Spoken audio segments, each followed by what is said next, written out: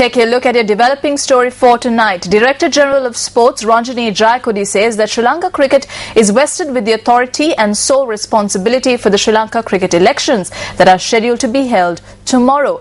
Issuing a media release, Commissioner of Elections Mahinda Deshapriya meanwhile says that the Election Secretariat has agreed to advise and assist Sri Lanka cricket to ensure the secrecy of tomorrow's election.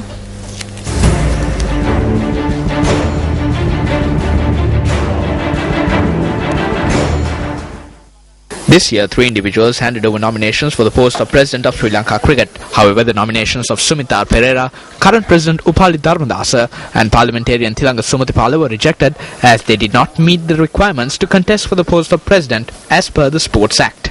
Thereafter, the Sri Lanka Cricket Executive Committee nominated Jayanta Dharmadasa for the post of President of Sri Lanka Cricket. Thereby, Jayanta Dharmadasa will be the only individual contesting for the post of President of Sri Lanka Cricket at tomorrow's election. Nishantha Ranatunga and Nishantha De Silva submitted nominations for the post of Secretary of Sri Lanka Cricket. However, Nishantha De Silva's nomination was rejected by the Sri Lanka Cricket Executive Committee. Neither the Election Secretariat, the Office of the Director General of Sports or the Ministry of Sports will be involved in this election. A representative of the Director General of Sports will be present to monitor the election. We can keep the security forces informed if Sri Lanka Cricket makes such a request from us, but no request has been made as yet. Earlier, the President of Sri Lanka Cricket, Upali Dharmadasa, stated that the Election Secretariat would carry out the election process.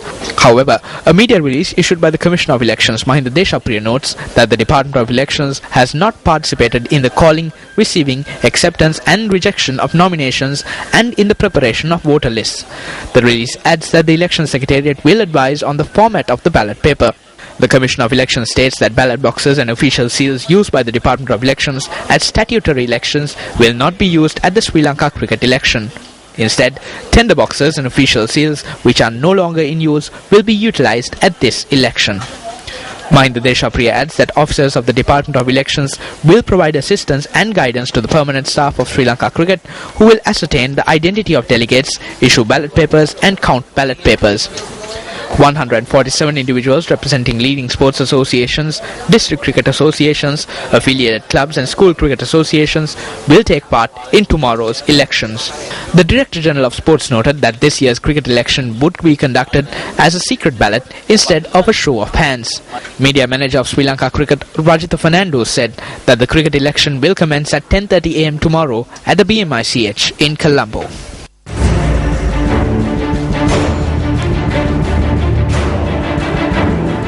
Moving on to some local news, the majority of individuals living in the coastal areas of this country make a living through the fisheries industry.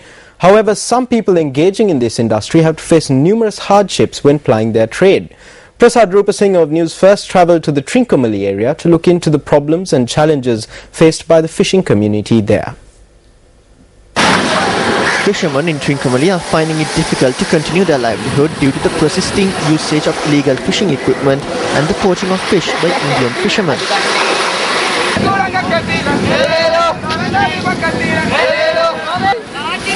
Traditional fishermen who use nets or madal to catch fish have been severely affected as a result of this.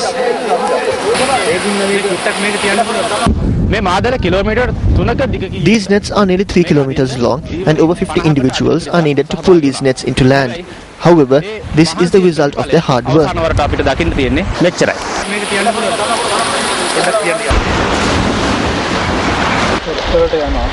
Many individuals who engaged in the fishing industry in the village of Arasimale have given up their trade. We had an income of around 2 to 300,000 rupees last year. However, we have lost this because Indian fishermen invade our waters and catch our fish. There are no more fish in the sea.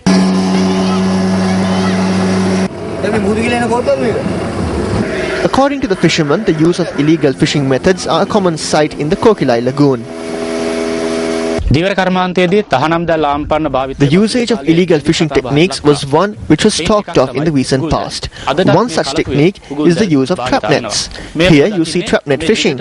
Even small fish get caught in these traps. Fishermen charge that the fish population in the lagoon has seen a drastic decrease due to the usage of fish traps.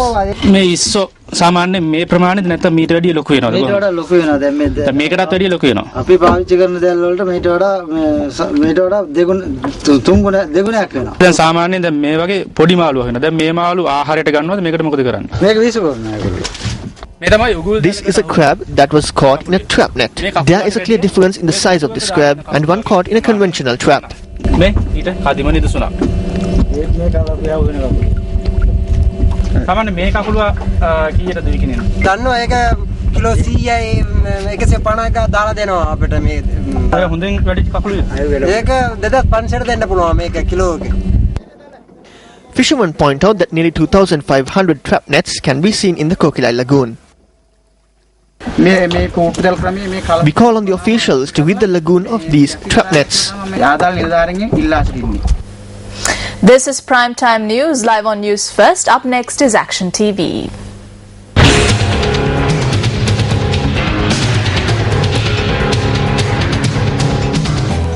While the North Central Province has a number of incomplete and improper road resurfacing projects under its belt, several local government institutions in the province are also engaged in road development projects. These projects are different to the projects undertaken by the Provincial Council for two reasons. One is that the roads selected by the local government institutions for resurfacing are much smaller in size than the ones selected by the Provincial Council, and two, they are being resurfaced with gravel instead of tar. The road leading from the Dimbulagala town to the Gonang Damana settlement is one such road that was selected to be resurfaced with gravel.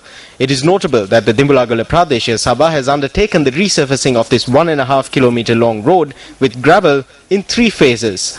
In the third phase, which concluded last Tuesday, a 600-meter stretch of the road was resurfaced with gravel. The Dimbulagala Pradeshiya Sabha spent 500,000 rupees on this endeavour. This is the 4th time that they have resurfaced it with gravel. The first time they did it, some places had 5 inches of gravel and others had 2 inches. Some spots had no gravel at all.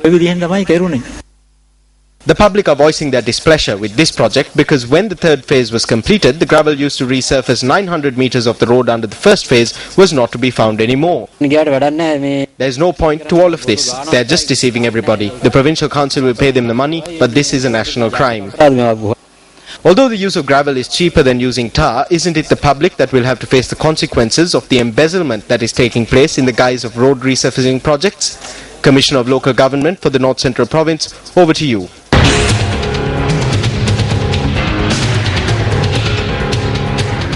The Janasatha Peramuna, or People's Welfare Front, responded today to the suggestions for immediate constitutional reform proposed by the National Movement for Social Justice led by Venerable Maduluave Sobita Thera.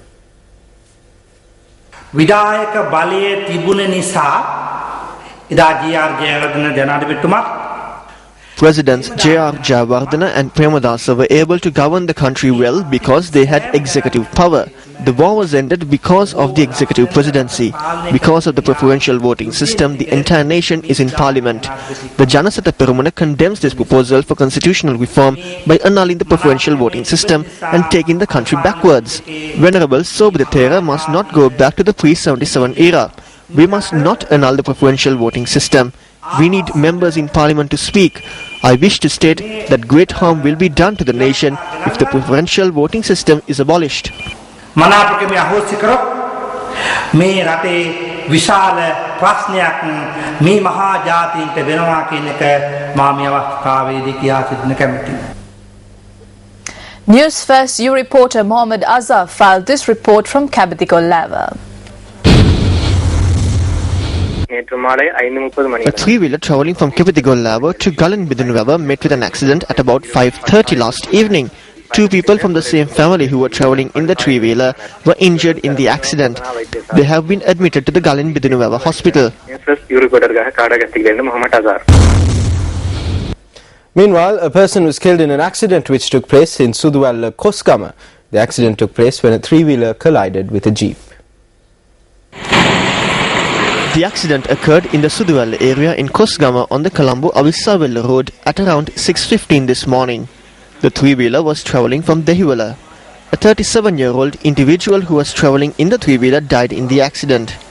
3 people, including a child who were injured in the accident, are being treated at the Avissawella General Hospital. The jeep driver was taken into custody and will be produced in court tomorrow.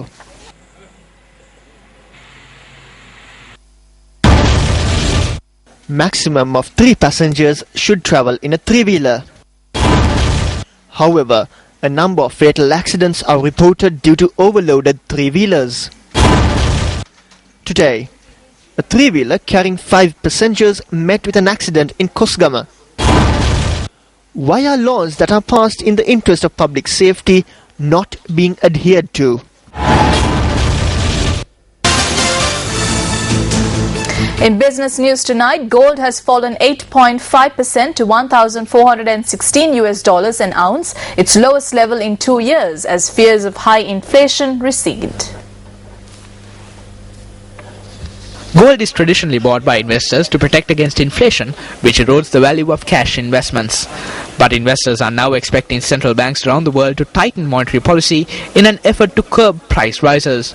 Last week, Cyprus undermined confidence when it said it was selling off gold. The price of gold has had a remarkable run in recent years, hitting a record high of $1,800. Another drag on prices comes from India, the world's biggest buyer of gold bullion, which introduced a 50% import tax that has triggered a 24% fall in the amount of gold bought in the country in the first quarter of this year.